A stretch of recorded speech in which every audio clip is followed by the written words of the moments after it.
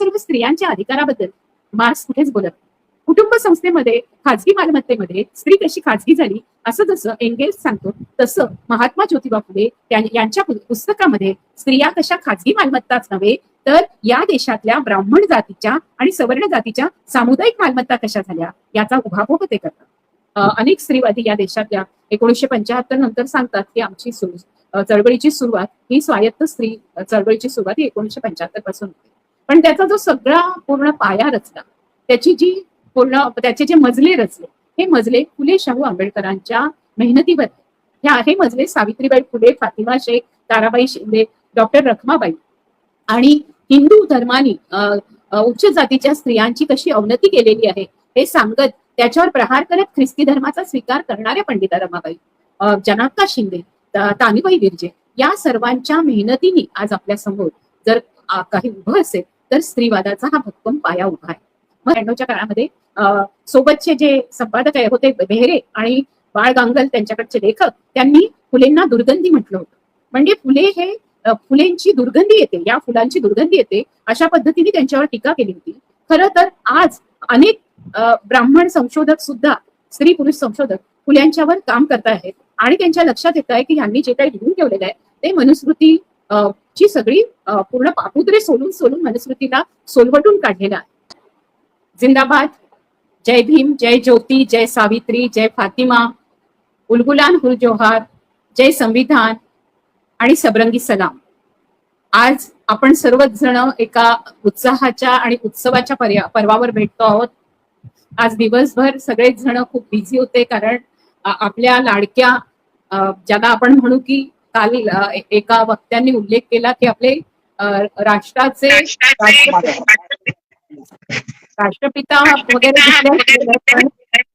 हा इको आवाज येतोय, काहीतरी प्रॉब्लेम आहे का?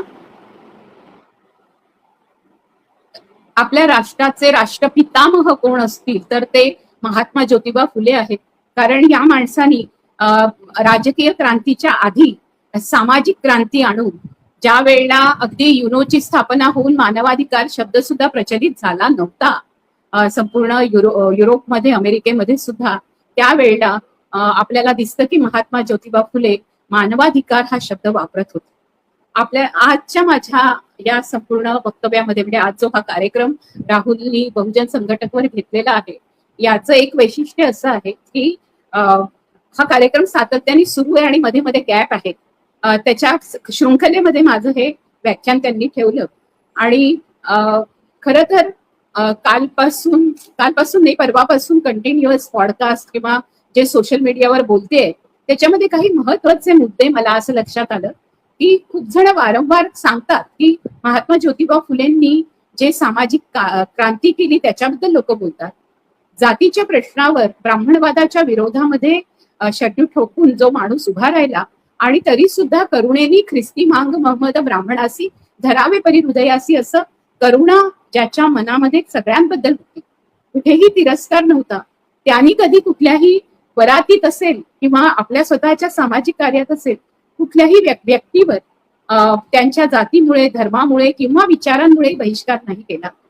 त्यांनी आपल्या वडिलांनी घराबाहेर काढल्यानंतरही वडिलांच्या बद्दल असेल किंवा आपल्या घरातल्या लोकांबद्दल चुकूनही अवाक्षरांनी त्यांच्याबद्दल नाराजी व्यक्त न करता त्यांच्यावर असणाऱ्या ब्राह्मणवादाचा पगडा पूर्णपणे कसा आहे हे त्यांनी समजून घेतलं.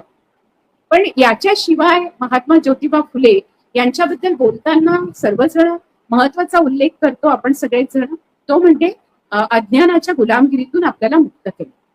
आपल्याला माहिती आहे की इथे ज्या वेळेला अमेरिकेचे राष्ट्रपती आले त्यावेळेला बराक ओबामांना भेट दिली गेली. एक महत्वाची गोष्ट ती म्हणजे महात्मा ज्योतिबा फुले यांचा गुलामगिरी हा ग्रंथ. आपल्याला लक्षात असं येतं की 1873 मध्ये मार्क्सनी ज्या वेळेला दास कॅपिटल लिहिलं त्यावेळेला महात्मा ज्योतिबा फुले यांनी इथे गुलामगिरी हा ग्रंथ लिहिला. सगळेच जण त्याचा आवर्जून उल्लेख करताना सांगतात की त्यांनी कसे थॉमस पेन वाचले होते, त्यांनी किती वेगळ्या प्रकाराने संपूर्ण निग्रोंच्या चळवळीला साथ देणारे जे लोक होते त्यांचं कौतुक करत गुलामगिरी ही अमेरिकेतल्या अशा लोकांना अर्पण केली की ज्यांनी काळ्या लोकांच्या, आश्वेत लोकांच्या किंवा आज आपण ज्यांना आफ्रो अमेरिकन म्हणतो यांच्या लढ्याला आणि त्यांच्या संपूर्ण संघर्षाला साथ दिली आहे. जे लोक पूर्णपणे जगामध्ये गुलामगिरीचा अर्थ समजून घेत आहेत त्यांची जी संपूर्णता विचारसरणी आज आपल्याला दिसते ती आज धोक्यात आलेली. आपल्याकडे भारतामध्ये 2014 पासून आपण अतिशय वेगळ्या अशा राष्ट्रात राहतोय की काय असा आपल्याला प्रश्न पडायला लागला. ज्या ज्या प्रतीकांना संपूर्णतः मनुस्मृतीमधली कोणती प्रतीक ही हिंदुत्ववादी आहेत आणि ती पूर्णपणे मानवांच्या विरोधात आहे, संपूर्ण मानवजातीच्या विरोधात आहे. आज आपल्या हातात संविधान असल्यामुळे आपण असं म्हणू शकतो की संविधानातल्या स्वातंत्र्य, समता, समानता, बंधुत्व आणि धर्मनिरपेक्षता या सगळ्या मूल्यांच्या विरोधामध्ये आहे. तर याच्याबद्दल जी वाच्यता आपण म्हणू, ती वाच्यता जी केली गेली ती फुल्यांनी सर्वसामान्य लोकांना समजेल अशा भाषेत केली असली तरी गुलामगिरीची प्रस्तावना सुद्धा त्यांनी इंग्लिशमध्ये लिहिलेली आहे. महात्मा ज्योतिराव फुले अतिशय विद्वान होते. ते मिशनरी स्कूलमधून शिकले होते म्हणून ते विद्वान नव्हते, तर शिक्षण घेतल्यावरही अनेक माणसं विद्वान नसतात.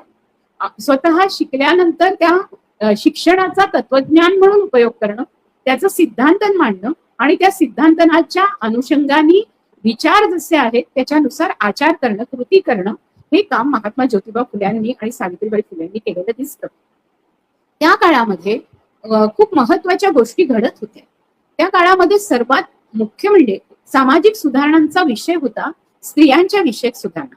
आज मी जो विषय घेतलेला आहे तो म्हणजे महात्मा ज्योतिबा फुल्यांचं तत्वज्ञान, त्यांची सामाजिक क्रांती आणि बहुजन स्त्रीवाद त्याच्यातून कसा उमटतो हे मी तुम्हाला सांगायचा प्रयत्न करते. माझ्या बाबतीत आत्ताच एक अतिशय अशी घटना घडली की माझी व्याख्यान असतील, माझे लेख असतील, या सर्वांवर जणू काही कुठलाही माझा बौद्धिक मालमत्ता अधिकार नसल्यासारखं अनेक जण तो सरसकटपणे वापरतात. माझ्या लेखाचा पूर्णपणे वापर करून स्वतःच्या नावावर घेऊन इंग्लिशमध्ये त्याचं भाषांतर करून किंवा इंग्लिशमध्ये थोडेसे नवे शब्द आणि नवे पॅरेग्राफ्स घालून अशा पद्धतीच्या चोरी पण केल्या जातात. तर माझं एकच सांगणं आहे की मी जे काही बोलते, मी जे काही लिहिते ते सगळं माझा खूप अभ्यास केल्याशिवाय मी बोलत नाही. मी त्याच्यासाठी मेहनत घेते आणि जेव्हा मी त्याची मांडणी करते तेव्हा ते मी मांडलेली समीक्षा आहे. ती बहुजन स्त्रीवादी समीक्षा तुम्हाला आताही तुम्ही अगदी चॅट जीपीटी वर गेलात किंवा तुम्ही जेमिनीवर गेलात तरी सुद्धा तुम्हाला आयती बहुजन स्त्रीवादी समीक्षा मिळणार नाही. माझं नाव घातलं तर कदाचित बहुजन स्त्रीवादी समीक्षक म्हणून माझं नाव तिथे येईल. प्रश्न असा आहे की बहुजन स्त्रीवादी समीक्षा ही आपल्याला आयती मिळते आणि आपण आपल्या स्वतःच्या नावावरती खपवू असे जे आज भामटे रिसर्चर झालेले आहेत त्यांनी लक्षात घेतलं पाहिजे की याच्यासाठी खूप जशी गेल ऑम्वेट असेल, रोझालिंड ओहॅनलन असेल, एलिनॉर झिलियट असतील, त्या इथे येऊन त्यांनी अभ्यास केला. तसंच इथल्या ज्या बहुजन स्त्रिया आहेत या बहुजन स्त्रियांना फक्त मराठी किंवा हिंदी किंवा स्थानिक भाषा येतात आणि त्यांना काय इंग्लिश करणार आहे त्यांचं आपण पळवलं तर, म्हणून गेल ऑम्वेटचं पळवायला धैर्य लागेल. रोझालिंड ओहॅनलन, एलिनॉर झिलियट यांचं पळवायचं असेल किंवा अगदी तत्सम ज्यांनी महात्मा ज्योतिबा फुल्यांचं सिद्धांत स्वतःच्या नावावर खपवलं अशा पण काही लेखिका, स्त्रीवादी लेखिका आहेत, त्यांचं तद्दन लेखन असेल. या सर्व लेखनाला तुम्ही पळवू शकत नाही कारण ते इंग्लिशमध्ये आहे आणि मग तुम्ही त्यांना कोट करता आणि ते कोट केल्यानंतर तुम्हाला सगळे म्हणतात अरे वा तू त्यांचं वाचन केलंस का. पण बहुजन समाजातल्या ज्या स्त्रियांनी किंवा पुरुषांनी, व्यक्तींनी किंवा दलितांमधल्या जेवढ्या आत्मचरित्र आहेत किंवा आंबेडकरवाद्यांनी जे लिखाण केलंय जे मराठीत आहे ते उद्घृत करताना त्यांचाही उल्लेख आपण सन्मानाने केला पाहिजे, याचं भान ठेवलं पाहिजे.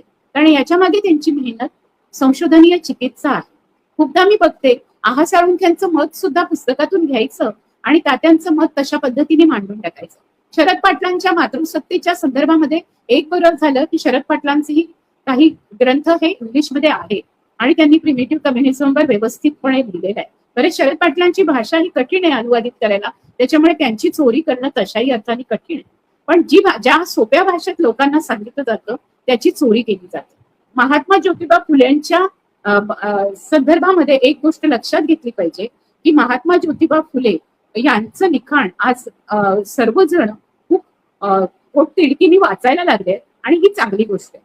पण हे पोटतिडकीने वाचत असताना सगळ्यांच्या लक्षात असं येत आहे की त्यांनी केलेली ब्राह्मणवादावरची जी टीका आहे आणि त्यांनी ज्या पद्धतीने सामाजिक क्रांतीसाठी स्वतः अगुवाई ज्याला म्हणू आपण, जिथे स्वतः पहल केली, त्यांच्या काळामध्ये, सावित्रीबाईंच्या काळामध्ये त्यांच्यासाठी असे कुठलेही आदर्श नव्हते. ब्रिटिशांनी सुद्धा असे आदर्श निर्माण केलेले नव्हते. नेटिव्ह ज्यांना म्हणू आपण, आपल्या भारतामधले जे लोक आहेत त्याच्यामध्ये आदर्शांमध्ये कोण कोण होतं, तर ईश्वरचंद्र विद्यासागर आपण बघू, आपल्याला राजा राममोहन रॉय यांचं नाव असेल. महाराष्ट्रामध्ये आपल्याला दिसेल की एक लोकहितवादी, त्यांच्या बरोबरीचे किंवा त्यांच्या थोडेसे आधी, किंवा विष्णुशास्त्री चिपळूणकरांचे वडील कृष्णशास्त्री चिपळूणकर हे फुल्यांच्या बरोबरचे. विष्णुशास्त्री चिपळूणकर खूप नंतर जन्माला. पण आपल्याला इतिहास शिकवताना ज्या पद्धतीने इतिहास शिकवला जातो ते नॅरेटिव्ह मी वारंवार बहुजन संघटकवर बोलत असते, पण हे नॅरेटिव्ह तयार करत असताना कालक्रम बदलून टाकणं, या भाषेमध्ये स्वतःचे शब्द घुसडणं, त्याच्यानंतर प्रक्षिप्त भाग घालणं, आणि मग जणू काही आणि स्वतः महात्मा ज्योतिबा फुल्यांची जी कठोर भाषा आहे, ज्या पद्धतीने त्यांनी घणाघाती टीका केलेली आहे, म्हणजे अण्णाभाऊ साठे म्हणतात, जग बदल घालून घाव सांगून गेले आम्हा भीमराव. तर खरंच एक घाव घालावा लागतो, तो घाव व्यवस्थेवर घाव घालायचा आहे, आणि हे व्यवस्थेवर घाव घालण्याचं काम महात्मा ज्योतिबा फुल्यांनी 19व्या शतकात केलं. त्यावेळेला 19व्या शतकामध्ये अशी कोणतीही व्यक्ती कोणत्याही प्रांतात, म्हणजे अगदी तमिळनाडू असेल, तेलंगणा असेल, केरळ असेल, या सर्व ठिकाणी त्यांच्या आधी नव्हतं. त्यांच्या नंतर बरेच जण झाले. राजाराम मोहन राय, ईश्वरचंद्र विद्यासागर किंवा लोकहितवादी असतील किंवा बिपिन बिहारी मेधावी असतील, त्याचबरोबरीने वेगवेगळ्या प्रांतामध्ये असणारे समाज सुधारक असतील, ज्यांनी दयानंद सरस्वती वगैरे यांनी ज्या स्थापना केलेल्या आहेत त्यांनी पण थोडी नंतरच केलेली आहे. पण ज्या प्रार्थना समाज, आर्य समाज, या ज्या सर्व स्थापना झालेल्या आहेत, या स्थापना आपल्या धर्मामध्ये स्त्रियांच्यावर ज्या पद्धतीने अत्याचार केले जात आहेत, आणि आज जर स्त्री पुरुषांना एकत्रितपणे राहायचं असेल आणि आधुनिक युग आलेलं आहे, ब्रिटिशांनी ज्या पद्धतीने स्त्री पुरुष विषमतेचे संपूर्ण कडे तोडायला सुरुवात केली होती, आणि राणी व्हिक्टोरियाच्या काळामध्ये स्त्रियांचं वेगळ्या पद्धतीने शिक्षण होऊ शकतं अशा पद्धतीने इंग्रजांनी एक मनवंतर घडवायला सुरुवात केली होती. त्यामुळे इथला जो पहिल्यांदा इंग्रजांच्या सानिध्यात आलेला जो ब्राह्मण वर्ग आहे किंवा सवर्ण वर्ग आहे, त्यांनी बराबर आपल्याकडे स्वतःच्या घरामध्ये शिक्षणाला सुरुवात केली.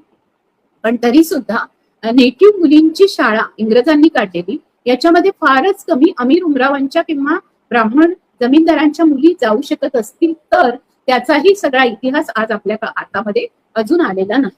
म्हणजे सावित्रीबाईंच्या आधी पूर्णपणे सिंथिया फरार आणि मिसेस मिशेल यांच्या हाताखाली शिक्षण घेतलेल्या या ज्या सावित्रीबाई फुले आहेत, त्यांच्यासारखं मिशनरी शाळेतून शिक्षण घेऊन आपल्या समाजातल्या नव्हे तर संपूर्ण समाजातल्या, म्हणजे ब्राह्मण स्त्रीवर अत्याचार होतोय, तर ब्राह्मण स्त्री सुद्धा शूद्र मानलेली आहे मनुस्मृतीने, तर तिलाही आपल्याला शिकवायला पाहिजे. इतक्या करुणा भावाने महात्मा ज्योतिबा फुले आणि सावित्रीबाई फुले यांनी 1 जानेवारी 1848 रोजी शाळा उघडली.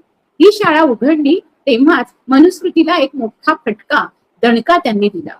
मनुस्मृतीची प्रत्यक्ष अशी विस्तवात त्यांनी फेकलं नसेल, पण मनुस्मृतीला इतका जबरदस्त धक्का बसला की अगदी आत्ताच्या काही 25-30 वर्षापूर्वीच्या काळामध्ये, 92च्याच काळामध्ये, 90-92च्या काळामध्ये सोबतचे जे संपादक होते बेहरे आणि बाळ गांगल, त्यांच्याकडचे लेखक, त्यांनी फुलेंना दुर्गंधी म्हटलं होतं. म्हणजे फुले हे फुलेंची दुर्गंधी येते, या फुलांची दुर्गंधी येते, अशा पद्धतीने त्यांच्यावर टीका केली होती. खरं तर आज अनेक ब्राह्मण संशोधक सुद्धा, स्त्री पुरुष संशोधक फुल्यांच्यावर काम करत आहेत, आणि त्यांच्या लक्षात येत आहे की यांनी जे काही लिहून ठेवलेलं आहे ते मनुस्मृती ची सगळी पूर्ण पापुद्रे सोलून मनुस्मृतीला सोलवटून काढलेलं आहे. मनुस्मृती सारख्या ग्रंथांनी जे विषमतेचं बीज पेरलं, जे गुलामगिरीचं बीज पेरलं, जे अज्ञानाचं बीज पेरलं, आपल्यापेक्षा कुठल्याही दुसऱ्या जातीनी पण शिकू नये, पण आपल्यापेक्षा आपल्या घरातली स्त्री सुद्धा वरचढ ठरू नये म्हणून स्त्रीचं नेहमीच दमन करायचं. एवढंच नव्हे तर स्त्रीनी कुठल्याही पद्धतीने, तिला हेही स्वातंत्र्य नाहीये की तिने स्वतःच्या कुटुंबामध्ये राहण्याचा अधिकार प्राप्त करणं, किंवा तिला त्या कुटुंबाची संपत्ती मिळणं, किंवा तिच्या मुलाच्या नावावर चढलेल्या संपत्तीमध्येही तिचा अधिकार मिळणं. या कुठल्याही गोष्टी ज्या शक्यच नव्हत्या मनुस्मृतीमध्ये, आजही शक्य नाहीये मनुस्मृतीमध्ये, तेच लिहिलेलं आहे. जिथे कन्या ही गोष्ट दान करण्याची आहे, गायीसारखं पशुसारखं दान करायचंय, जिच्यासाठी हुंडा दिला तर तुम्हाला पुण्य मिळतं. म्हणजे वधू पक्षाला पुण्य कमवायचं असेल तर तिला त्या वर पक्षाला हुंडा द्यावा लागेल, अशा पद्धतीची पूर्णपणे एक संपूर्ण संरचना ज्या मनुस्मृतीमध्ये आहे. तुम्ही तर मनुस्मृतीचा 9वा अध्याय वाचला आणि पूर्ण फुल्यांचं पुस्तक वाचलं तर तुम्हाला त्याची फोड अगदी सहज कळेल. गुलामगिरी या पुस्तकापासून जेव्हा आपण सुरुवात करतो किंवा ब्राह्मणांचे कसं वाचतो किंवा तृतीय रत्न वाचतो, तर त्याच्यामध्ये आपल्याला आणि सार्वजनिक सत्यधर्म वाचतो आणि सत्यशोधक समाजाची स्थापना का केली याचं उद्दिष्ट वाचतो, त्यावेळेला आपल्या लक्षात असं येतं की महात्मा ज्योतिबा फुले यांनी संपूर्णतः या पूर्ण त्यांच्या वाङ्मयापासून ते सामाजिक क्रांतीचे जे पडघम त्यांनी वाजवले, ज्या पद्धतीने त्यांनी पहिल्यांदा मुलींच्या शिक्षणाला सुरुवात केली, तेव्हा त्यांनी मनुस्मृतीवर खूप मोठा आघात केला आणि मनुस्मृती कोलमडून पडली. मनुस्मृती म्हणत होती न स्त्री स्वातंत्र्य म्हणत आणि स्त्रियांना ज्ञानाचा अधिकार नाही, शूद्रांना ज्ञानाचा अधिकार नाही, त्यांना ज्ञानाचा अधिकार दिला. त्याच्यामुळे महात्मा ज्योतिबा फुले आणि सावित्रीबाई फुले या संपूर्ण भारतातल्या स्त्रियांच्या स्वातंत्र्याच्या, समतेच्या आणि समानतेच्या अधिकारांच्या उद्गाते आहेत. आणि हे आज आपण महात्मा ज्योतिबा फुले यांच्या जयंतीच्या द्विशताब्दी वर्षाला प्रारंभ झालाय. 199वी जयंती आज आपण साजरी करतोय. या निमित्ताने मी तुम्हाला सांगते की 200 वर्ष झाले तरी फुले आज काल मी फॉरवर्ड प्रेसवर त्यांनी मला बोलवलं होतं बोलायला, तर हिंदीमध्ये चर्चा होती आणि त्यावेळेला त्यांच्या मनामध्ये सर्वात जास्त खूप दुःख आणि वेदना ही आहे की अजून फुले तिथे हिंदीमध्ये पोहोचले नाही. काही ठिकाणी ते तमिळ भाषेत पोहोचले, तेलुगूमध्ये पोहोचले, ते वेगवेगळ्या भाषांमध्ये पोहोचवण्याचा प्रयत्न आपण करतो. पण तरी सुद्धा भारतीय भाषांमध्ये आंबेडकर जसे पोहोचले, पेरियार जसे पोहोचले, तसे फुले का पोहोचले नाहीत याचा विचार आपण केला पाहिजे. महात्मा ज्योतिबा फुले पचायला खूप कठीण आहे. आपल्याला डॉक्टर बाबासाहेब आंबेडकरांच्या अनुयायांनी आणि सर्वांनी मिळून ज्या पद्धतीने भीमाचा एल्गार केला आणि भीमानी दिलेलं तत्वज्ञान आणि त्याच्या पुढे जाऊन बुद्धाचं दिलेलं धम्माचं तत्वज्ञान याचा अंगीकार केला आणि त्याच्यामुळे आज संपूर्ण देशामध्ये एक आपण जय भीमचा नारा आपण ऐकतो आणि भीमाच्या संपूर्णतः वाटचालीचा, त्याच्या प्रवासाचा, त्याच्या ज्ञान वाटायचा आणि त्यांनी ते जे आज आपण म्हणतो ते फक्त भारतरत्न आहे, ते विश्वरत्न आहे. आणि आज आपण बघितलं तर सर्वात ज्ञानी, प्रचंड ज्ञानी पुरुषांमध्ये, व्यक्तींमध्ये, महान नायकांमध्ये, त्यांचा महामानवांमध्ये त्यांचा उल्लेख होतो. तर त्याच्यामुळे आज त्यांचं साहित्य आणि ते स्वतः पण सातत्याने इंग्रजीमध्ये लिहित होते. पण महात्मा ज्योतिबा फुले त्यांना माहिती होतं की माझ्या समाजाला स्वाद आणणारा मी पहिली व्यक्ती आहे आणि त्याच्यामुळे मला हे जास्तीत जास्त मराठीतून सांगावं लागेल.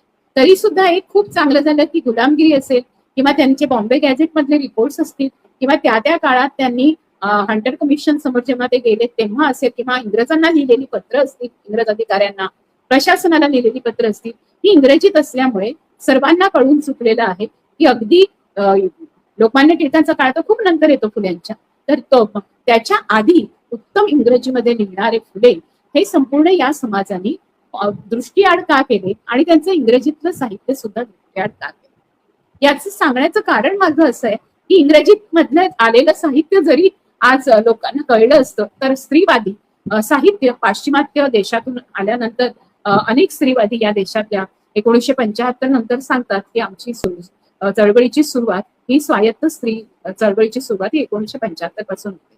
पण त्याचा जो सगळा पूर्ण पाया रचला, त्याचे जे मजले रचले, हे मजले फुले शाहू आंबेडकरांच्या मेहनतीवर. हे मजले सावित्रीबाई फुले, फातिमा शेख, ताराबाई शिंदे, डॉक्टर रखमाबाई आणि हिंदू धर्मानी उच्च जातीच्या स्त्रियांची कशी अवनती केलेली आहे हे सांगत त्याच्यावर प्रहार करत ख्रिस्ती धर्माचा स्वीकार करणाऱ्या पंडिता रमाबाई, जनाक्का शिंदे, तानीबाई विर्जे या सर्वांच्या मेहनतीने आज आपल्या समोर जर काही उभं असेल तर स्त्रीवादाचा हा भक्कम पाया उभा आहे. मग हा स्त्रीवादाचा भक्कम पाया उभा असताना फुलेंनी फक्त ग्रंथ लिहिले आणि सार्वजनिक सत्यशोधक धर्माची स्थापना केली किंवा त्यांनी एक शाळा स्थापन केली, शूद्रांची शाळा स्थापन केली आणि ते एक उत्तम सुधारक होते अशा पद्धतीची भाषा आपल्याला सर्व पाठ्यपुस्तकांमध्ये मिळते. पण ते एक चिंतक होते, ते ते तत्वज्ञानी होते, ते फिलॉसॉफर होते. त्यांनी एक संपूर्णतः सार्वजनिक सत्यधर्माचं आणि सत्यशोधक प्रवास कसा व्हावा, सत्यशोधकांनी कसं असावं. जसं बुद्ध म्हणतो,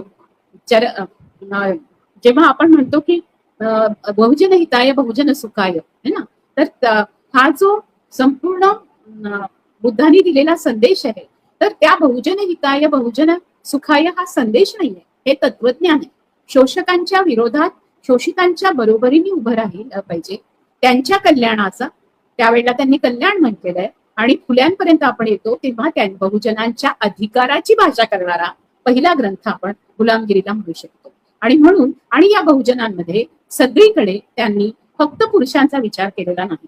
ते आपल्या पुस्तकामध्ये कुठलीही सुरुवात करताना, त्यांच्या भाषणाची सुरुवात करताना, त्यांच्या निबंधाची सुरुवात करताना सर्व स्त्री पुरुषांना उद्देशून करतात.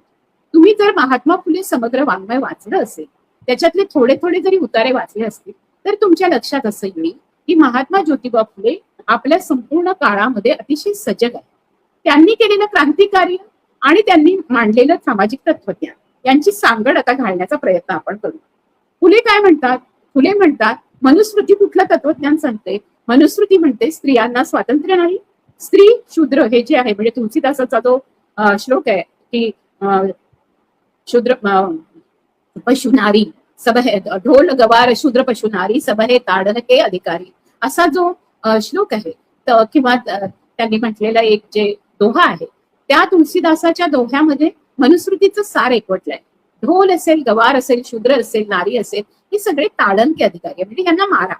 का बरं हे ताडन के अधिकारी आहे? तर मनुस्मृती असं तत्वज्ञान मांडते की यांनी मागच्या जन्मी काहीतरी कर्म केलं आणि म्हणून त्यांना मोक्ष प्राप्त झाला नाही, तर त्यांना दुसरा जन्म प्राप्त झाला आणि तो जन्म हा मनुष्याचा जरी झाला तर मनुष्याला पशुत्व येईल अशा पद्धतीने शूद्र जे जन्माला आले ते पशु आहेत. आणि त्यांच्या बाबतीमध्ये हे संपूर्णतः आपल्याला लक्षात असं येतं की या पशूंची हीनता या ज्यांच्या वाट्याला आली पाहिजे असा एक संपूर्ण समाज. मग ही जी उतरंड आहे, या उतरंडीचं ब्राह्मणांनी तत्वज्ञान केलं. ब्रह्मा क्षत्रिय, ब्राह्मण, क्षत्रिय, वैश्य, शूद्र असे चातुर्वर्ण्यामध्ये जी उतरंड मांडली, त्याच्या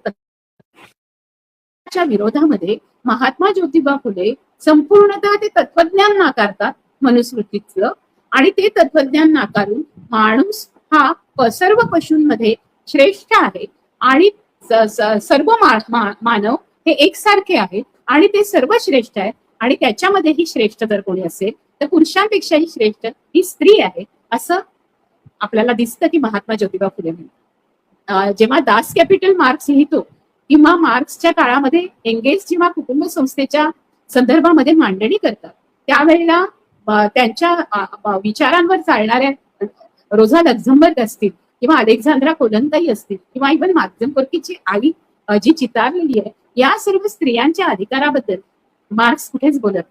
कुटुंब संस्थेमध्ये, खाजगी मालमत्तेमध्ये स्त्री कशी खाजगी झाली असं जसं एंगेल्स सांगतो, तसं महात्मा ज्योतिबा फुले यांच्या पुस्तकामध्ये स्त्रिया कशा खाजगी मालमत्ताच नव्हे तर या देशातल्या ब्राह्मण जातीच्या आणि सवर्ण जातीच्या सामुदायिक मालमत्ता कशा झाल्या याचा उहापोह ते करतात.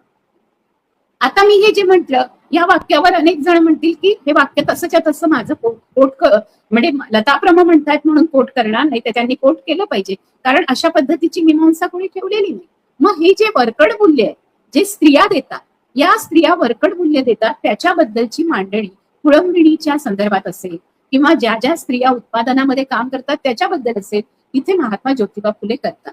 मग काय होतं की एकीकडे वर्गीय रचनेमध्ये आपल्याला फुले स्वीकारता येऊ शकतात किंवा वरकड मूल्याबद्दल बोलतात, पण ते वरकड मूल्याबद्दल बोलतात ते ब्राह्मण जातीने हे वरकड मूल्य कसं घेतलं, ते एका वर्गाबद्दल बोलत नाही, तर जातीच्या उतरंडीमध्ये ब्राह्मण, क्षत्रिय, वैश्य यांनी हे जे संपूर्ण उत्पादन आहे त्या उत्पादनांवर, त्या उत्पादनांच्या संसाधनांवर आणि या वरकड मूल्यावरही कशा पद्धतीने कब्जा केला असं जेव्हा फुले म्हणतात, तेव्हा फुले हे मार्क्सच्या आधी इथे जाती हा वर्ग कसा आहे असं सांगतात. म्हणून बहुजन स्त्रीवादी दृष्टिकोनातून मी केलेली ही जी समीक्षा आहे ही महात्मा ज्योतिबा फुलेंच्या तत्वज्ञानाची वर्गीय समीक्षा सुद्धा आहे, मार्क्सिस्ट समीक्षा सुद्धा आहे.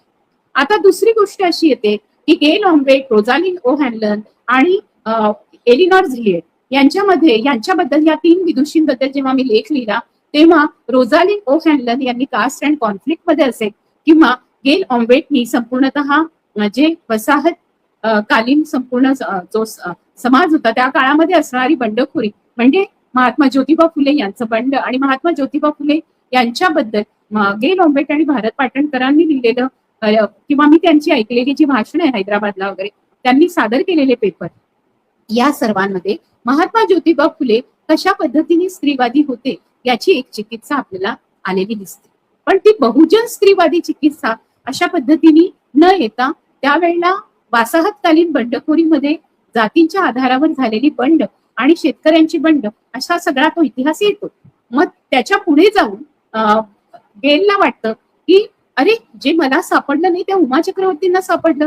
पण गेलच्याच पुस्तकामध्ये आपल्याला जे उल्लेख सापडतात आणि गेलच्या पुस्तकामुळे आपल्याला एक खूप मोठी उकल होते. ती उकल अशी होते की ब्राह्मणिकल पॅट्रियार्की म्हणजे ब्राह्मणवादी पितृसत्ता हे फुलेच मांडतात आहेत, त्यांचं चिंतन ठेवतात. हा जो शब्द आहे हा शब्द फक्त उमा चक्रवर्तींनी कॉइन केला. त्या इतिहासकार आहे, दिल्ली युनिव्हर्सिटीमध्ये प्रोफेसर होत्या, त्या इतिहासकार आहेत, त्या स्त्रीवादी इतिहासकार आहेत. त्यांच्या तोंडून ब्राह्मणवादी पितृसत्ता ऐकण्यासाठी आमच्या चळवळीतल्या सर्व ब्राह्मणवादी स्त्रिया जातात. पण आम्ही जेवढ्या बहुजन स्त्रिया ब्राह्मणवादी पितृसत्तेवर हल्ले करतो आणि महात्मा ज्योतिबा फुल्यांच्या शैलीत करतो, त्यांच्या तत्वज्ञानातून करतो, त्यावेळेला आमच्या स्त्रियांच्या चळवळीतल्या स्त्रियांना आमची भाषणं किंवा आम्ही केलेली व्याख्यानं ऐकायला वेळही नसतो आणि त्यांना ते ऐकून घ्यायचं नसतं. कारण शेवटी त्यांच्याही मनामध्ये आपल्या कानामध्ये तेल कोणी ओतलं पाहिजे तर ते केवळ ब्राह्मण जातीत जन्माला आलेल्या स्त्रियांनीच ओतलं पाहिजे अशा पद्धतीची धारणा आहे.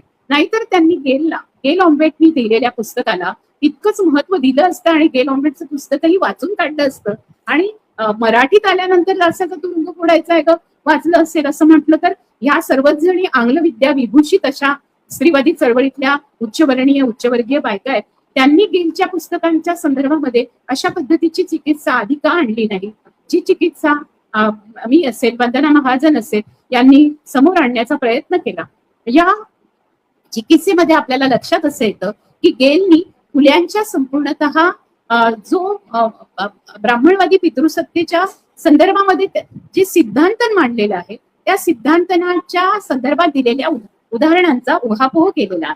आणि हा उहापोह आपल्याला साळुंखेंच्या पुस्तकामध्ये, साळुंखेंच्या म्हणजे तात्यांच्या पुस्तकातही दिसतं आणि शरद पाटलांच्या पुस्तकामध्ये याची विशेषतः खूप मोठी चिकित्सा आपल्याला दिसते. ती म्हणजे त्यांनी मार्क्स, फुले, आंबेडकर, माफुआ चिकित्सा आणि मग नंतर ते सौत्रांतिक याच्यामध्ये जेव्हा गेले मार्क्सवादी सिद्धांतनामध्ये गेले, तो बुद्धिझमचा जो सिद्धांत आहे त्याच्या अनुषंगाने चिकित्सा करण्याचं ठरवलं. त्याही आधारावर महात्मा ज्योतिबा फुलेंच्या पुस्तकामध्ये मधल्या अनेक गोष्टी या तत्वज्ञानाच्या पातळीवरच आपल्याला पाहायला हव्या. आता आहे की ब्रह्माची उत्पत्ती, सरस्वती आणि इराणी आणि आर्य लोक याविषयी ज्योतिबा लिहितात त्यावेळेला त्या एका संपूर्ण तत्वज्ञानाच्या विरोधामध्ये लिहितात. हे तत्वज्ञान ब्रह्माच्या उत्पत्तीबद्दल जे सांगितलं गेलेलं आहे त्याला पूर्णपणे काटछाट करत ते मत्स्य आणि शंकासुराबद्दल लिहितात. ते लिहितात की इथे ज्या पद्धतीने भूदेव तयार केले गेले, भूपती तयार केले गेले, इथले द्विज तयार केले गेले, या द्विज आणि भूपती आणि भूदेव तयार करण्याच्या मागे हा जो संपूर्णतः ब्राह्मणवादी एक संपूर्णतः मनुस्मृती आणि ब्राह्मणवाद हा एकत्र मिळून त्यांनी ज्या पद्धतीचं तत्वज्ञान म्हणून लोकांवर लादलं, हे तत्वज्ञान नसून ही एक आचारसंहिता आणि एक अशा पद्धतीचं भय निर्माण केलं की तुम्ही जर त्यांना भूपतींना, या भूदेवांना, या द्विजांना जर तुम्ही काही दिलं नाही तर तुम्ही नरकात जाल, अशा पद्धतीचं जे तत्वज्ञान तयार केलं त्याच्या विरोधात जाऊन ते बळीराजा कसा होता, नरसिंह आणि हिरण्यकश्यपू मध्ये प्रल्हाद कसा पूर्णतः नशेखोर होता आणि होलिका कशी संपूर्णतः एक स्त्री जी राज्य करत होती, गणराणी कशी होती, अशा पद्धतीचे उल्लेख आपल्याला महात्मा ज्योतिबा फुल्यांच्या संपूर्ण अभ्यासामध्ये आढळतात. ते अभ्यास करत असताना ते सांगतात की इथे नेमके लोकांचे देव कोणते होते आणि जेव्हा भूपतींनी देव आणले तेव्हा किंवा या जे भूदेवांनी देव आणले ते देव लोकांच्या देव्हाऱ्यात येऊन त्यांनी ज्या पद्धतीने पेशवाईमध्ये हाहाकार केला आणि लोकांना त्या देवांना शरण जायला भाग पाडलं आणि जे अतिशूद्र आहे, अतिशूद्र ही कॅटेगरी सुद्धा आपल्याला महात्मा ज्योतिबा फुले यांनी तयार केलेली दिसते. म्हणजे त्यांनी म्हटलं की आज कशी झाली आहे तर जाती व्यवस्थेमध्ये म्हणजे वर्ण व्यवस्थेमध्ये 4 वर्ण आहेत, पण त्या 4 वर्णांच्या शिवाय 5वा वर्ण तयार झालेला आहे. कारण या संपूर्ण काशीचे ब्राह्मण असतील, तमिळनाडूतले असतील, केरळमधले असतील, अगदी सगळे नंबूद्रीपाद असतील, शंकराचार्य असतील किंवा आपण बघू की इथे चित्पावन कोकणस्थ असतील, या सर्व ब्राह्मणांनी एकत्र येऊन ज्या पद्धतीने सगळीकडे एक तत्वज्ञान पेरलं, ते तत्वज्ञान असं होतं की शूद्र कसे असतील आणि मलविसर्जन जिथे होतं त्या जागा ते उचलणं, मलमूत्र उचलणं, स्वच्छतेचं काम करणं, कचऱ्याचे ढीग उपसणं, शेण गोळा करणं, या सर्व गोष्टी ज्या करणारे जे लोक आहेत, ह्या लोकांना आपण एका वेगळ्या कॅटेगरीमध्ये टाकून त्यांना गावकुसा बाहेर ठेवूया, कारण त्यांचा दर्प आपल्याला सहन होत नाही, त्यांचा गंध आपल्याला सहन होत नाही, असं म्हणून त्यांना अतिशूद्र नावाचा वर्ण त्यांनी तयार केला आणि त्यांना या वर्ण व्यवस्थेतून पूर्णपणे गावकुसा बाहेर ठेवलं. याचा जो उहापोह आहे, अतिशूद्र शब्द आपल्याला आधी आलेला दिसत नाही फुल्यांच्या, तो महात्मा ज्योतिबा फुल्यांच्याच याच्यातून येतो, त्यांच्या मांडणीतून येतो आणि म्हणून त्याची अतिशूद्र अशी जी मांडणी आहे, जी चिकित्सा आहे, म्हणून महात्मा ज्योतिबा फुल्यांना बाबासाहेब एरवी गुरु वगैरे प्रकार मानत नव्हते, पण तथागत गौतम बुद्ध, कबीर आणि फुले यांच्या पूर्ण विचारधारेची आणि विद्रोहाची ते सांगड घालतात. तेव्हा या तिघांपैकी सर्वांनी अशा पद्धतीच्या विषमता आणि संपूर्णतः स्तरीकरण आणि उतरंडीकरण आणि एकाच वेळी अहंगंड आणि न्यूनगंडाच्या व्यवस्था तयार करून आपल्याला आपण याच्यापेक्षा तर श्रेष्ठ आहोत, दुसऱ्यापेक्षा कनिष्ठ असलो तरी, आणि म्हणून कनिष्ठ जातीच्या व्यक्तीशी लग्न करायचं नाही, उच्च जातीतल्या व्यक्तीशी लग्न झालं तर कनिष्ठ जातीतल्या व्यक्तीला मारहाण करायची, अशा पद्धतीचा एक संपूर्णपणे एक असं चक्र तयार करून ठेवलं की ज्या चक्रातून त्या उतरंडीतून कुठलाही माणूस त्यांनी वरून खाली तर यायचं नाहीच आहे, पण खालून वर जाण्याची पण सोय नाही, आणि वरून जर तो खाली आला तर त्याला बहिष्कृत केलं जाऊ शकतं. स्त्रियांना तर ही कुठलीच सोय नाही, कारण ब्राह्मण जातीतली स्त्री सुद्धा वरच्या जातीतल्या पुरुषासोबत राहत असली तरी सुद्धा ती त्याच्या अधीन आहे, आणि म्हणून ती अधीन असल्याने, ती गुलाम असल्यामुळे तिच्या पद्धतीची जर मुक्तता करायची असेल तर पहिल्यांदा या स्त्रियांची मुक्तता करावी. म्हणून आपल्या लक्षात असं येतं की एकीकडे स्त्रियांच्या बद्दलची सुधारणा करणारे आर्य समाज असतील, प्रार्थना समाज असतील, ब्राह्मो समाज असेल, पहिल्यांदा ब्राह्मो समाज येतो, तर या सर्व ब्राह्मो समाजापासून, आर्य समाजापासून प्रार्थना समाजापर्यंतच्या ज्या सुधारणावादी गोष्टी आहेत, या सुधारणावादी गोष्टींमध्ये आपल्याला लक्षात असं येतं की स्त्रियांनी सती जाऊ नये म्हणून त्यांच्यामध्ये जागरण केलेलं आहे. संपूर्ण ब्राह्मणांमध्ये, सवर्णांमध्ये, अगदी ब्राह्मण, क्षत्रिय, वैश्य ज्यांच्यामध्ये अशा पद्धतीने सतीप्रथा होती, बालविवाह आहे त्याच्याबद्दलची जागृती केलेली आहे, पण धर्मामध्ये हस्तक्षेप नाही. हे समाज काय म्हणतात, आम्ही अशा लोकांचा विवाह करून देऊ, विधवांचा विवाह करून देऊ, पुनर्विवाह करू. ती पण त्यावेळेला एक मोठं असं पुरोगामी पाऊल होतं, ती एक मोठी सुधारणा होती, पण त्याच्यानंतर त्यांचा धर्म बदलू शकतो, त्याच्यानंतर त्यांची जात बदलली, धर्म बदलला तरी ते माणूस म्हणून राहतील आणि मानव म्हणून त्यांचे हक्क राहतील, स्त्रियांचे हक्क बदलतील. अशा पद्धतीने जी सुधारणा म्हणू, ती सुधारणा या संपूर्ण आपल्याला समाजांमध्ये फक्त ब्राह्मण स्त्रियांपुरती किंवा सवर्ण स्त्रियांपुरती दिसून येते. त्याच्यामध्येही ब्राह्मण स्त्रियांनी आता ब्रिटिशकालीन जे मॉडेल आलं त्याच्यामध्ये युगुल म्हणून यावं, आणि त्यानंतर जेव्हा सावित्रीबाईंच्या पुढाकाराने आणि महात्मा ज्योतिबा फुल्यांच्या पुढाकाराने फातिमा शेख आणि सरस्वती गोवंडे वगैरे, सगुणाबाई क्षीरसागर वगैरे अशा सगळ्या शिक्षिका तयार व्हायला लागलेल्या होत्या, आणि सगुणाबाई क्षीरसागर तर त्यांची आत्याच होती फुल्यांची, तर त्या तर तिथे घरी आधी ऑलरेडी शिकलेल्या होत्या. अशा ज्या सर्व स्त्रिया आहेत ज्या शिक्षिका म्हणून काम करत होत्या, या सर्व शिक्षिका आपल्याला ब्राह्मण स्त्रिया जेव्हा शिक्षणामध्ये आल्या तेव्हा हळूहळू लुप्त झालेल्या दिसतात. या मुक्ता साळवे सारखी निबंधकार, इतकं उत्तम निबंध लिहिणारी निबंधकार ही शिक्षिका का नाही झाली असा प्रश्न मला नेहमी पडतो की ताराबाई शिंदेसारखा पहिला स्त्रीवादी निबंध जर सत्यशोधक समाजाचा आहे, तर या संपूर्ण स्त्रीवादी चळवळीनी ताराबाई शिंदेना डोक्यावर घेतलं, पण सत्यशोधक समाजाला का डोक्यावर घेतलं? त्यांनी महात्मा ज्योतिबा फुल्यांचं तत्वज्ञान आपलं का मानलं नाही?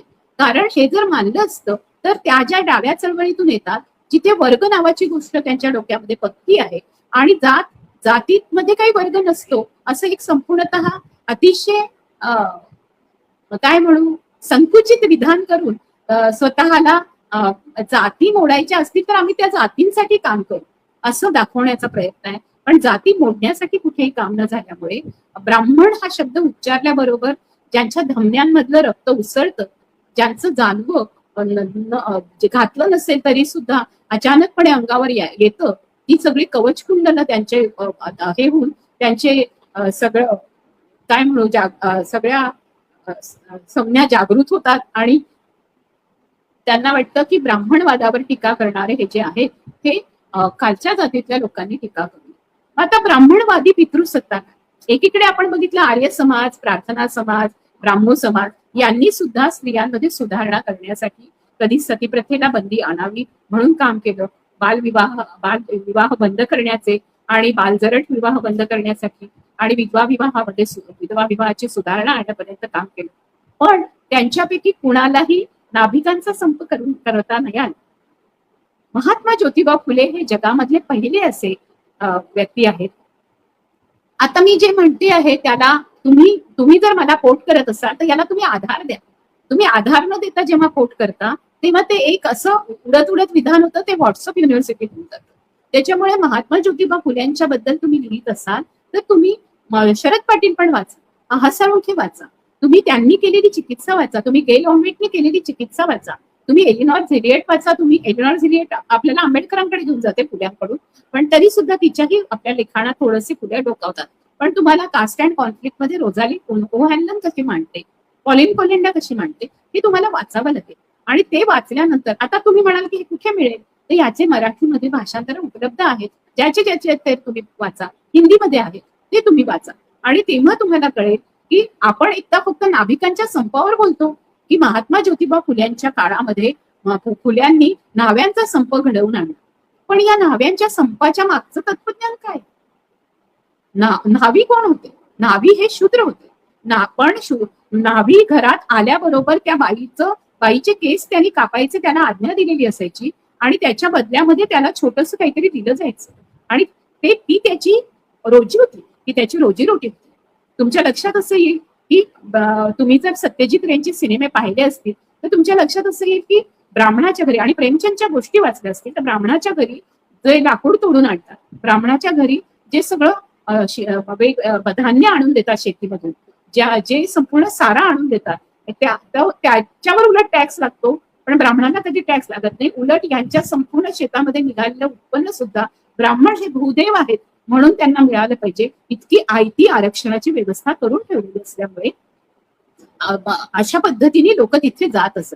न्हाव्यांना पण तसंच, सुयणींना पण तसं, बाळणपण करायला सुयणी जात, पण मग त्या सुयणीला घरामधल्या जुन्या साड्या आणि हे सगळं म्हणजे सुयणीला वाटायचं की आपण खरं तर घरामध्ये बाळाचा जन्म झाला तर आज गायनेकोलॉजिस्टला आपण किती फी देतो आणि आज त्याच्यावर आपल्याला किती लुटलं जातं. पण त्या काळातल्या सुयणींना मात्र आणि आजही ज्या गावांमध्ये वेगवेगळ्या जातीतल्या म्हणजे ज्यांना शूद्र अतिशूद्र मानलं जातं अशा जातींमधल्या सुयणी जेव्हा जातात बाळणपण करायला तेव्हा त्यांच्या हातावर आजकाल थोडीशी एखादी नवी कोरी साडी ठेवली जात असेल आणि त्यांना 201 रुपये दिले जात असतील. जर तुमच्या दवाखान्यामध्ये तुम्हाला 50,000 रुपये सिझेरियन तिथून सुरू होतं आणि तुम्ही फक्त 200 रुपये सुयणीला देता, तर तुम्ही विचार करा की आजही या देशामध्ये जातीच्या आधारावर संपूर्णतः कामाचं मूल्य ठरतं आणि जातीच्या आणि प्रोफेशनच्या आधारावर जर गायनेकोलॉजिस्ट म्हणून त्या सुयणींना शिक्षण मिळालं असतं, ते मिळालंही आहे. ते जेव्हा मिळालंय तेव्हा या सुयणी जेव्हा प्रसूती तज्ञ झाल्या आहेत त्या अतिशय उत्तम प्रसूती तज्ञ झालेल्या आहेत. पण त्यांना डॉक्टरकीचं शिक्षण मिळावं म्हणूनच शिक्षा व्यवस्था असली पाहिजे, म्हणून ज्ञान मिळालं पाहिजे, अशा पद्धतीची मांडणी कुठल्याही बाकीच्या लोकांनी केली नाही, ती फुले करताना दिसतात. त्यांनी त्याच्यामध्ये त्यांच्या सगळ्या लेखांमध्ये दिसतं की काय काय शिकलं पाहिजे. तुम्ही भाषा शिकली पाहिजे, तुम्हाला लिपी आली पाहिजे, तुम्हाला म्हणजे मोडी लिपी आली पाहिजे, तुम्हाला देवनागरी लिपी पण लिहिता आली पाहिजे, तुम्हाला इंग्रजी लिहिता आलं पाहिजे, तुम्हाला सृष्टीची उत्पत्ती कशी झाली हे समजलं पाहिजे, तुम्हाला भूगोल आला पाहिजे, तुम्हाला गणित आलं पाहिजे, तुम्हाला जितकं समजून घेता येईल तितका इतिहास समजून घेतला पाहिजे. या सर्व गोष्टी त्यांच्या शाळेमध्ये शिकवल्या जात असत. असा उत्तम अभ्यासक्रम होता. त्या अभ्यासक्रमामध्ये पुराण मतवादी आणि पुराणवादी इतिहास जो आपल्याला शिकवला जातो, जो इतिहास नाहीये, जी मिथक आहेत ती मिथकं शिकवली जात नव्हती. म्हणजे तिथली ज्ञानमीमांसा ही ब्राह्मणवादी मीमांसेपेक्षा वेगळी होती. आता ही ज्ञानमीमांसा शिकवणाऱ्या स्त्रिया होत्या. सावित्रीबाई, फातिमा या सगळ्या स्त्रिया तिथे शिकत होत्या. लक्षात घ्या, ताराबाई शिंदे जेव्हा म्हणते की अरे तुम्हाला माहितीये का कोणी जेव्हा बायको मेली म्हणून कुठला नवरा स्वतः गेलेला तुम्हाला कधी दिसलाय का, अशा पद्धतीने ती धर्मावर पूर्णतः टीका करते. एक तत्वज्ञान असं सांगतं की तत्वज्ञान, बरं का, त्याला तत्वज्ञान म्हटलेलं आहे, याला पूर्ण ते, आणि आचारसंहिता त्याला तुम्ही हात नाही लावू शकत. पण आपण जर काही बोलायला गेलं तर ते एक फक्त कृती होती, ती तत्वज्ञान नाही असं म्हटलं जातं. म्हणजे शिक्षण देणं आणि त्या शिक्षणाची संपूर्णतः मांडणी करणं, तो शिक्षणाचा अभ्यासक्रम तयार करणं, याला आज जे महत्व आहे त्यावेळेला त्यांनी केलं असून सुद्धा, महात्मा ज्योतिबा फुले आणि सावित्रीबाईंनी केलं असून सुद्धा त्याला तत्वज्ञान म्हटलं जात नाही, त्याला शिक्षणक्रम म्हटलं जात नाही, त्याला पाठ्यक्रम म्हटलं जात नाही. कारण ह्याला जातीचं चाटण लावलं जातं, जातीचं चाटण लावलं जातं आणि त्याला म्हणतात ब्राह्मणवाद. या जिथे जिथे आजही दोन व्यक्ती, उलट जिला अतिशय चांगलं मेरिटमध्ये पण आलेली आहे अशी व्यक्ती, आणि आपल्या जगातली प्रसिद्ध न्यूरोलॉजिस्ट वगैरे पण व्यक्ती, समजा एखादी मेश्राम आडनावाची असेल आणि जी पूर्ण एखाद्या गावामधला न्यूरोलॉजिस्ट असेल आणि तो तिथपर्यंत पोहोचलाही नसेल, तो जोशी असेल, तरी लोक मेश्राम आडनावाच्या न्यूरोलॉजिस्टकडे जाण्याच्या आधी गुगलवर सर्च करतात. ते बघतात की अरे खरंच का, बापरे, हा एवढा मोठा स्पेशालिस्ट, याचं आडनाव मेश्राम कसं, याचं आडनाव आंबेडकर कसं, याचं आडनाव फुले कसं, याचं आडनाव ठाकरे कसं, याचं आडनाव, म्हणजे कुंड्यांमध्ये ती आडनाव आहेत, अशी सगळी आपण आडनावं बघतो आणि मग म्हणतो की नाही, या आडनावांमध्ये पण जे साधारणतः ब्राह्मण सवर्ण असतील किंवा जे वैश्य असतील, क्षत्रिय असतील, या आडनावांची लोक आपण प्रिफर करतो आणि त्यांच्याकडे जातो. पण आपण प्रिफर करत नाही ज्या माणसांनी अतिशय मेहनत घेऊन स्वतः त्या संपूर्ण शास्त्राचा अभ्यास करून ते एका विशिष्ट उच्च सीमेवर पोहोचलेले आहेत. त्याच्यामुळे बघा ना, कल्पना चावला जर ब्राह्मण असतील तर आज हा देश तिला डोक्यावर घेऊन नाचला असता. आज कल्पना चावला अंतराळात गेली, त्याच्याबद्दल कौतुक केली जातात, पण सायंटिस्ट बायका म्हटल्यानंतर ज्यांची नावं येतात त्याच्यामध्ये आपल्याला सोनी मोनी अशीच नावं दिसतात, पण आपल्याला नावं दिसत नाहीत यांची, ज्या सायंटिस्ट स्त्रियांनी काम केलं. किंवा एखादी जी सोशल मीडियावर बाणाई धनगर जी आहे ती इतर अनेक उच्चभ्रू स्त्रियांपेक्षा खूप खोऱ्याने पैसे आता सोशल मीडियावर कमवते. त्या धनगर स्त्रीचं बोलणं, तिचं वागणं, तिचं राहणं, तिचा पाल, तिच्या शेळ्या मेंढ्या, तिचं संपूर्णतः चूल पेटवणं, तिने लोकांना सामुदायिकरित्या पूर्णतः सांभाळून ठेवणं, या सगळ्या गोष्टी आज आपल्याला पूर्णपणे एका पूर्ण भटक्या विमुक्त जीवनाची पूर्ण कथा सांगतं. पण त्याच्याबद्दल बोलताना आपण काय म्हणू की ती सोशल मीडियावरची एक कथा आहे. आपण त्याच्याकडे या चिकित्सेच्या दृष्टीने बघत नाही, कारण आपल्याला तशी नजरच दिली नाही. आपण चिकित्सेच्या दृष्टीने कशाकडे बघतो, एखाद्या ब्राह्मण घरामध्ये एखाद्या नटसम्राटाला घरामध्ये चोरी केल्याचा त्याच्यावर आळ घातला गेला वगैरे, त्या दुःखाने आपण रडतो. पण आयुष्यभर ज्यांच्यावर चोरीचा आळ आणलाय, आयुष्यभरच नव्हे तर पिढ्यान पिढ्या ज्यांच्यावर चोरीचा आळ आणलाय, पिढ्यान पिढ्या ज्या समाजाला संपूर्णतः शेतीत काम करावं लागलंय, मजुरी करावी लागली आहे, पूर्णतः महिला वाहावा लागलेला आहे, संपूर्ण कचरा उचलावा लागलाय, ज्या समाजाला सातत्याने कष्टच करावे लागलेले आहेत, या अशा कष्टकरी समाजाला, श्रमिक समाजाला बुद्धिमत्ता नाही, त्यांचा बुद्ध्यांक कमी आहे असं मनुस्मृती म्हणते, त्याच्यावर आघात करणारे महात्मा ज्योतिबा फुले हे ब्राह्मणवादी पितृसत्तेवर पण हल्ला करतात. मग ही पितृसत्ता कोणती? ही पितृसत्ता आहे ही पितृसत्ता काय म्हणते? ही पितृसत्ता बाईच्या योनीतून बाळ जन्माला येतं हेच नाकार, ती ब्रह्मानी केलेली उत्पत्ती मानते. ब्राह्मणवादी पितृसत्ता ही ब्रह्मानी केलेली उत्पत्ती मानते. हे सगळं महात्मा ज्योतिबा फुल्यांनी लिहिलेलं आहे. आपण जेव्हा एखादा मार्क्स हा तत्वज्ञानी आहे असं म्हणतो, ग्रामशीचं तत्वज्ञान मांडताना आपण म्हणतो की ग्रामशी तुरुंगात असताना त्यांनी सबाल्टन हा शब्द वापरला आणि कल्चरल हेजिमनी म्हणजे सर्वहारा आणि पूर्णपणे जाती म्हणजे कल्चरल सांस्कृतिक वर्चस्व असा शब्द वापरला आणि सांगितलं की हा संपूर्ण जो इतिहास आजपर्यंत लिहिला गेलाय हा जेत्यांचा इतिहास आहे, पण जे पराजित झाले किंवा जेत्यांसाठी लढले त्यांचा इतिहास नाही. ही जी विचारधारा आहे, कारण ग्रामशी हा बाहेरचा आहे, एक विचारवंत आहे, तो जर तो फ्रान्सचा आहे किंवा जर्मनचा आहे किंवा तो ग्रीक आहे, याच्या आधारावर आपल्याला बाहेरचे लोक प्लेजरिझम म्हणू शकतात. म्हणून आपण सबाल्टन स्टडीज आपल्या नावावर खपवून घेऊ शकत नाही, हे भारतीय विचारवंतांना अतिशय उत्तमपणे माहिती होतं, ब्राह्मणवादी विचारवंतांना. आणि त्यांनी सबाल्टन स्टडीज ग्रामशीच्याच नावावर ती संकल्पना ठेवली आणि ग्रामशीच्या संकल्पनेला आम्ही सबाल्टन स्टडीज म्हणत इथे सबाल्टन स्टडीजचा पूर्णपणे उहापोह करतोय भारतामध्ये, अशा पद्धतीने सबाल्टन स्टडीजची मांडणी केली. हीच मांडणी प्रोफेसर उमा चक्रवर्तींना करता आली असती. त्यांनी हे सर्व श्रेय महात्मा ज्योतिबा फुलेंच्या या ग्रंथाला, या समग्र वाङ्मयाला दिलं असतं तर माझी हरकतच नव्हती. मग त्यांनी ब्राह्मणवादी पितृसत्ता हा शब्द कॉइन करून स्वतःकडे श्रेय घेतलं. पण ब्राह्मणवादी पितृसत्ता ही संकल्पनाच मुळात महात्मा ज्योतिबा फुलेंनी मांडलेली आहे. ब्राह्मणवादी पितृसत्ता कशी आहे आणि ब्रह्माच्या उत्पत्तीच्या सिद्धांताला निषेध करत स्वतः स्त्रियांच्या योनीतून जन्माला आलेलं बाळ आणि अगदी त्यांची पूर्णपणे आपल्याला दिसतं सामाजिक क्रांतीच्या संदर्भामध्ये केलेलं त्यांचं काम, ते म्हणजे ते पहिले आहेत या देशातलेच नव्हे संपूर्ण जगातले की त्यांनी हत्या प्रतिबंध गृह स्थापन केलं. मग ते बालहत्या प्रतिबंध गृह स्थापन केलं म्हणजे काय केलं तर या देशामध्ये ब्राह्मण आणि सवर्ण या उच्च जातीच्या स्त्रिया, विशेषतः ब्राह्मण विधवा ज्या होत्या, त्या विधवांचा समजा कधी पाय घसरला, म्हणजे कधीतरी त्यांच्या मनात आलं की आपल्याला दुसऱ्याशी संबंध ठेवायचे किंवा त्यांच्यावर जबरदस्ती झाली, ब्राह्मण स्वतःच्या कुटुंबातून त्यांच्यावर बलात्कार झाले, त्यांना मूल राहिलं, मग हे मूल राहिल्यानंतर नवरा गेल्यावर मूल राहिलेलं आहे, अशा विधवेची खूप अवहेलना केली जायची, तिला काशीला सोडून दिलं जायचं किंवा तिचं मूल मारून टाकलं जायचं गर्भातच आणि तिला लाल अलवणात ठेवलं जायचं किंवा तिलाही कुठल्या साधनांनी किंवा फार व्यवस्थितपणे कौटुंबिक हत्या व्हायच्या. फक्त कौटुंबिक हिंसा नाही तर कौटुंबिक हत्या मनुस्मृतीने मान्य केलेली आहे स्त्रियांची.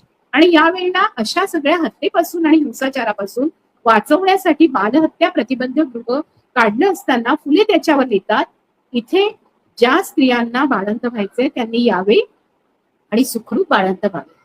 फुले त्यांच्या लैंगिकतेवर बोलत नाही, फुले त्यांच्या योनिशुचितेवर बोलत नाहीत, ना ज्योतिबा बोलत ना सावित्रीबाई बोलत. सावित्रीबाईंनी त्यांच्या सोबतीने अजून कोणी ज्या असतील त्या स्त्रियांचे आपल्याला उल्लेख हळूहळू सापडतील अभ्यास केल्यावर, पण या ज्या स्त्रियांच्या सोबतीने जी बाळंतपण केली जवळपास 60 बाळंतपण अशी केली आणि 60 स्त्रियांचे जीव वाचवले आणि त्यांची मुलं वाचवली. त्यांच्यापैकी एकीचा काशीबाईचा मुलगा सुद्धा दत्तक घेतला. आता प्रश्न असा येतो की हे जेव्हा त्यांनी केलं त्यावेळेला त्यांनी पूर्णपणे ब्राह्मणवादी पितृसत्तेवर खूप मोठा आघात केला. कारण ब्राह्मणवादी पितृसत्ता काय म्हणते की ब्राह्मणाच्या घरी जन्माला आलेली असेल किंवा दुसऱ्या कुठल्याही घरी जन्माला आलेली स्त्री असेल, तिने नवरा मेल्यानंतर नवऱ्याच्या स्मृतीमध्ये एक तर जगावं किंवा नवऱ्याच्या चितेवर मरावं, म्हणजे जळून जावं. जर ती चितेवर मेली नसेल तर तिने संपूर्णतः विधवा म्हणून तिने आपल्या नवऱ्याला खाऊन टाकलेलं आहे असं म्हणून तिला एका संपूर्ण कोपऱ्यात बाजूला टाकून अतिशय अवहेलना करत, पूर्णपणे कपट कारस्थान करत, तिचा मुलगा जर झाला असेल तर तो मुलगा इस्टेटीमध्ये अधिकार मागू शकतो म्हणून त्या मुलाला पूर्णपणे संपवून टाकावं, अशा पद्धतीच्या ज्या रचना होत्या त्या रचनाच नष्ट केल्या. एकीकडे तत्वज्ञान मांडलं, दुसरीकडे अशा रचना नष्ट केल्या आणि रचना नष्ट केल्यामुळे नवीन तत्वज्ञानाला जन्म दिला, तो म्हणजे स्त्रिया या माणूस आहेत, त्यांच्याकडे अशा पद्धतीने बघितलं जाऊ नये. जी स्त्री पत्नी म्हणून नवऱ्याच्या बरोबरीने राहिलेली आहे ती पत्नी तो गेल्यानंतरही जिवंत राहिली पाहिजे आणि ती जिवंत राहिली, तिला जर दिवस असेल तर तिचं मूल तिला जन्माला घालण्याचा अधिकार आहे, अशी स्त्रियांच्या हक्काची भाषा ह्या ब्राह्मणवादी पितृसत्तेच्या विरोधात महात्मा ज्योतिबा फुल्यांनी केली. त्याच्यामुळे ते हे पहिले असे दिसतात की ब्राह्मण स्त्रियांच्या हक्कासाठी एक संपूर्णतः दालन उघड केलं आणि हक्क आधारित मांडणी केली. तत्वज्ञान 1975 नंतर नाही आलं हे स्त्रियांच्या स्वातंत्र्याचं तत्वज्ञान. या स्त्रियांच्या हक्काचं तत्वज्ञान हे आपल्याकडे 1873 पासून आलं.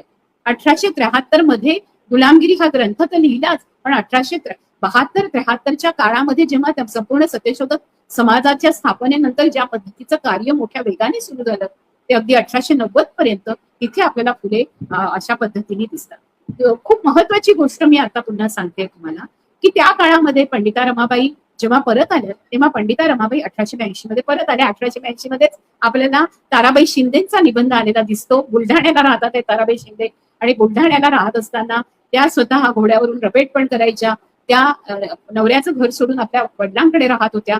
त्या काळामधली अतिशय अशी दैदिप्यमान तेजस्वी अशी स्त्री ही एका कुणबी मराठा घरातली या स्त्रीनी संपूर्णतः ब्राह्मण सत्तेवर तडाखे दिले की ही जी संपूर्णतः जी रचना तुम्ही करून ठेवलेली आहे ह्या पितृसत्तेची रचनाच मला मुळात मान्य नाही. याचं सगळं साम्राज्य हे पुरुषांच्या हातात कसं आहे. मग या ब्राह्मणवादी पितृसत्तेवर सत्यशोधक ताराबाई शिंदे आघात करतात 1882 मध्ये.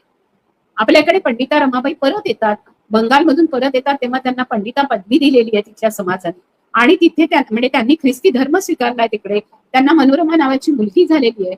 बिपिन बिहारी मेधावी हे जे शूद्र समाजातले मानले जायचे त्यांच्याशी त्यांनी लग्न केलं होतं आणि त्यात ते गेल्यानंतर ते इथे परतले आहेत. तेव्हा त्यांना इथे पुण्यात असेल मुंबईत असेल कुठल्याही प्रकारचं त्यांना काम करायला मिळू नये याच्याकरता खूप लेख लिहिण्यात आले आणि त्याच्यामध्ये लोकमान्य टिळकांनी पंडिता रमाबाईंना रंडा म्हणजे ऍक्च्युली खूप मोठीशी विधवा बायकांना वापरली जायची ती म्हणजे राण आणि ती तशा पद्धतीने धिक्कारलं होतं. त्यावेळेला तुमच्या लक्षात असेल की महात्मा ज्योतिबा फुले यांनी ताराबाई शिंदे आणि पंडिता रमाबाई यांच्या बाजूनी आताच 23 एप्रिलला त्यांची जयंती पण आहे आणि नुकतंच त्यांचा स्मृतिदिन येऊन गेला. तर त्यावेळेला एका बाईंनी लिहिलं की पंडिता रमाबाई रानडे. तर मी तुम्हाला सांगते की अशा पद्धतीचे घोळ घालू नका, कुठल्याही व्हॉट्सअप युनिव्हर्सिटीत जाऊ नका, स्वतः नीट वाचा आणि स्वतः नीट वाचल्यानंतर तुमच्या लक्षात असं येईल की पंडिता रमाबाई म्हणजे रमाबाई डोंगरे ज्या इथून गेल्या होत्या आणि त्यांना इथून हाकलण्यात आलं होतं पुण्यावरून, त्यांचे हालहाल करण्यात आले होते. त्यावेळेला त्यांना इथे राहता येत नव्हतं, मग त्या कलकत्त्याला गेल्या. मग तिथून त्यांचा हा जो माझा पुढचा प्रवास सांगितला तो प्रवास त्यांच्यावर कधीतरी बोलायला 23 एप्रिलला कदाचित मी येईनच तेव्हा मी सांगेन. पण त्यावेळेला संसारमध्ये फुल्यांनी काय लिहिलेलं आहे ते तुम्हाला लक्षात असं येईल की त्यांनी लिहिलेलं आहे. पंडिता रमाबाईंनी 29 सप्टेंबर 1883 रोजी लंडन येथे हिंदू धर्माचा त्याग करून ख्रिस्ती धर्माची दीक्षा घेतली.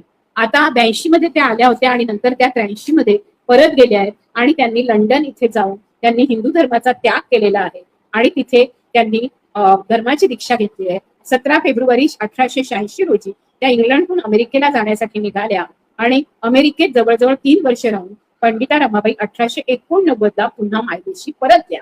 त्यावेळेला ज्ञानप्रकाश सारख्या समाज सुधारकांनी त्यांची तरफदारी जरी केली असेल तरी त्यांनी काय लिहिलं होतं, रमाबाई बाटली, रमाबाईंनी शेवटी फसवले, ज्ञानचक्षू, पुणे वैभव या वृत्तपत्रांनी रमाबाईंवर अपशब्दांचा वर्षाव केला आणि केसरीचे पहिले संपादक गोपाळराव आगरकर यांनी रमाबाईंच्या बुद्धीविषयी व धैर्याविषयी प्रशंसावर मजकूर छापला होता. पण धर्मांतर केल्याचे वृत्त खरे असल्याच जेव्हा निर्वाळा देताच आगरकरांच्या केसरी निष्ठेने त्यांनी लिहिलं की पंडितेने सगळ्यांनाच उत्कृष्ट रीतीने खास चकविले.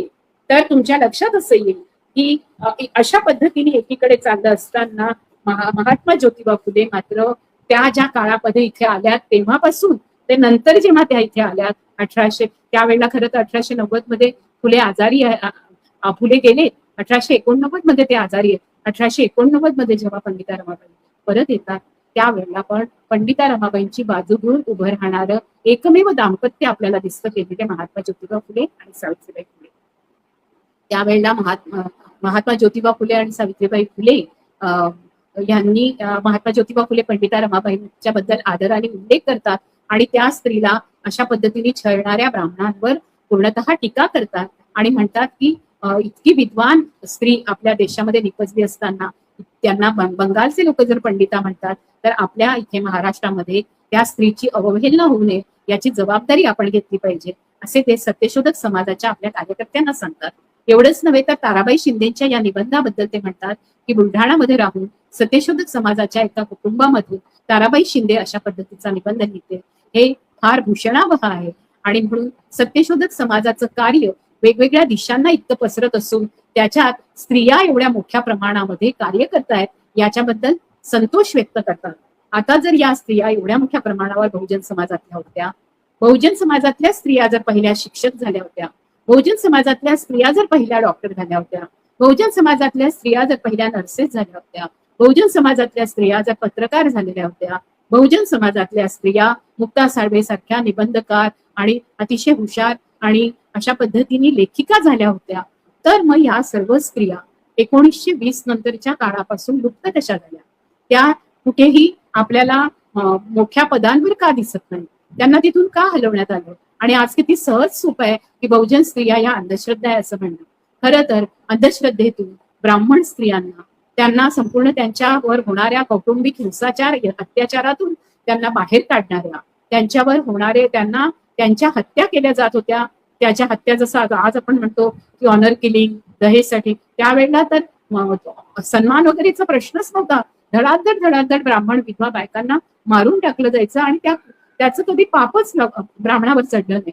ब्राह्मणाने केलेल्या बलात्काराचे पाप त्याच्यावर चढतच नाही, कारण ब्राह्मणाला कुठल्याही स्त्रीच्या उपभोगाचा अधिकार आहे असं म्हणणाऱ्या मनुस्मृतीला ज्यांनी संपूर्णतः चॅलेंज केलं, ते जे तत्वज्ञान या पुस्तकात आहे, या तत्वज्ञानाचा संपूर्णतः वेगळ्या पद्धतीने अभ्यास आणि उहापोह झाला पाहिजे. तुम्हाला सोप्या भाषेत कळावं म्हणून मी सांगितलं असलं तरी अकॅडमिकली महात्मा फुलेंच्या तत्वज्ञानाबद्दलचा माझा जो पेपर आहे तो नुकताच येतोय. त्याच्यामुळे लक्षात घ्या की या सर्व गोष्टी ब्राह्मणवादी पितृसत्तेवर तडाखा मारणारा आणि त्याचं सिद्धांतन करणारा जर पहिला विचारक, पहिला तत्वज्ञ, पहिला आचार तसा विचार तसा आचार असा कृतिशील आणि समाज क्रांतिकारक जर कुठला माणूस झाला असेल, महामानव झाला असेल, महामानव बाबासाहेब आंबेडकरांच्या आधी एक महान व्यक्ती होऊन गेला असेल, तर ते आहेत आपले, ज्यांना आपण काल एका व्यक्तीने जेव्हा म्हटलं राष्ट्रपितामह, तर मला ते आवडलं. तर राष्ट्रपिता कदाचित महात्मा गांधी असतील, पण सामाजिक क्रांती करून या देशामधल्या धर्माच्या नावावर चालणारे संपूर्ण अत्याचार आणि गुलामगिरी पूर्णतः नष्ट करून माणसाला मानवमुक्तीचं तत्वज्ञान देणारे महात्मा ज्योतिबा फुले हे स्त्रियांच्या मुक्तीचं तत्वज्ञान मांडतात. हे स्त्रियांना संपूर्णतः परदास्यातून मुक्त करतात आणि म्हणूनच 1 जानेवारी 1848 साली स्त्री मुक्तीचा एक मोठा गजर होऊन आपल्या लक्षात असं येतं की स्त्रियांच्या पायातल्या, त्यांच्या हातातल्या, त्यांच्या डोक्यातल्या सगळ्या बेड्या तटातटात उठल्या आणि अज्ञानाचा जो अंधकार होता तो दूर जाऊन ज्ञानाची मशाल पेटली. म्हणून ज्ञानाची मशाल पेटवणारे महात्मा ज्योतिराव फुले हे सामाजिक क्रांतीचे जनक आहेत, पण ते त्याचप्रमाणे ब्राह्मणवादी पितृसत्ता या संकल्पनेची फोड करत, त्या ब्राह्मणवादी पितृसत्तेवर हमला करत नव्या मानव अधिकाराचं, स्त्रियांच्या अधिकाराचं तत्वज्ञान देणारे असे समाज क्रांतिकारक आहेत. आणि म्हणूनच आज त्यांच्या जयंतीच्या दिवशी त्यांच्या सोबतीने त्यांची सहचारिणी सावित्रीबाई फुले यांचा उल्लेख केल्याशिवाय होऊच शकत नाही. मी करतेच आहे मगापासून. तर त्या महात्मा फुल्यांच्या विचारांना आणि ब्राह्मणवादी पितृसत्तेला पुन्हा ललकारत सत्यशोधक समाजाची धुरा वाहत स्वतःच्या खांद्यावर घेत महात्मा ज्योतिबा फुल्यांचं तत्वज्ञान हे लोकांपर्यंत पोहोचलं पाहिजे, त्यांचा कृतिशील वारसा पण पोहोचला पाहिजे.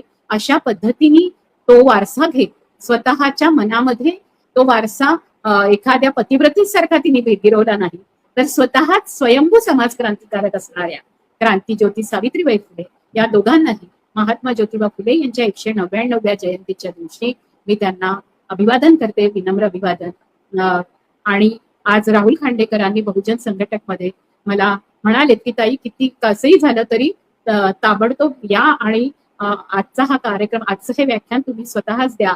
तर मला खूप आनंद झाला, कारण आम्ही पूर्णपणे ठरवतोय की आजपासून पुढची पूर्ण शृंखला बहुजन संघटक, सर्वहारा विमेन्स कलेक्टिव्ह, बहुजन स्त्री कथी, सत्यशोधक ओबीसी महिला परिषद या सर्वांनी मिळून जर ठरवलं तर आपण या 200व्या जयंतीच्या निमित्ताने 200 असे कार्यक्रम सोशल मीडियावर द्यावेत असं राहुल भाऊंना मी विनंती करते. आणि असे कार्यक्रम मी स्वतः आणण्यासाठी, असे वक्ते आणण्यासाठी आणि तुम्ही स्वतः पण असे आपण प्रयत्न करूया आणि महात्मा ज्योतिबा फुल्यांचं कार्य या निमित्ताने सोशल मीडियावर नोंद करून ठेवूया, याचं डॉक्युमेंटेशन करून ठेवूया.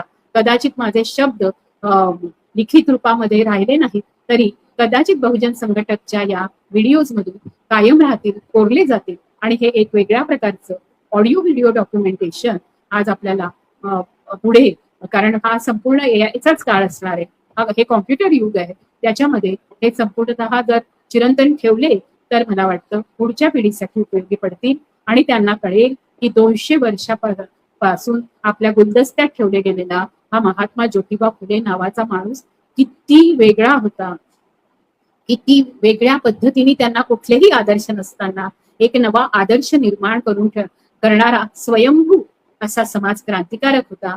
आणि त्याच्या हातची मशाल सावित्रीबाईंनी जशी पेरली तशीच ही मशाल आपण सर्वांनी हातात घेतली पाहिजे. आपण त्याचे नातवंड पतवंड आहोत आणि आपण पुढे नेलं पाहिजे. या अशा राष्ट्रपितामह महात्मा ज्योतिबा फुले यांना विनम्र अभिवादन करते. जिंदाबाद. जय भीम, जय ज्योती, जय सावित्री, जय सत्यशोधक, जय फातिमा, उलगुलाल हुल जोहार, जय संविधान आणि सबरंगी सलाम.